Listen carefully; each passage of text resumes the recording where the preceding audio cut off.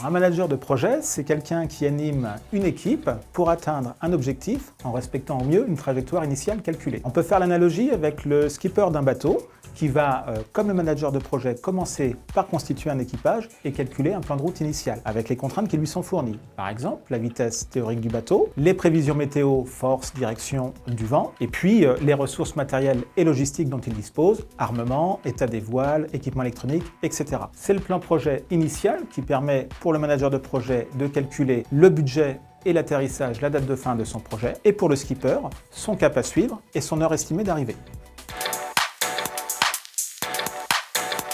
Au quotidien, le skipper fait régulièrement le point sur sa navigation en fonction de la réalité et des impondérables. Par exemple, la météo du moment, sa position exacte, les prévisions météo, les ennuis techniques et même parfois les désaccords au sein de l'équipage qu'il faut gérer pour éviter une mutinerie. Le manager de projet procède de la même façon.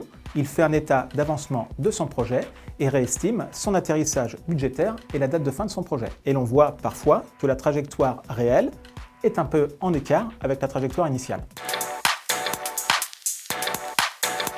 L'anticipation et la prévention des risques sont les qualités essentielles d'un bon skipper. Il doit par exemple prévenir une dégradation des conditions météo en anticipant une réduction de voilure. Il doit prévenir le risque de mal de mer au sein de l'équipage pour éviter qu'il soit en partie KO. L'anticipation et la prévention des risques sont les qualités essentielles d'un bon manager de projet et cela s'acquiert avec l'expérience. On a toujours à apprendre de ces expériences maritimes comme des projets. Et le manager de projet comme le skipper sont au top quand la trajectoire réelle est finalement proche de la trajectoire initiale. Alors j'utiliserai une image entre guillemets contemporaine et je dirais que c'est Jack Sparrow dans Pirates des Caraïbes. Pourquoi? Parce que son équipage le suit presque aveuglément.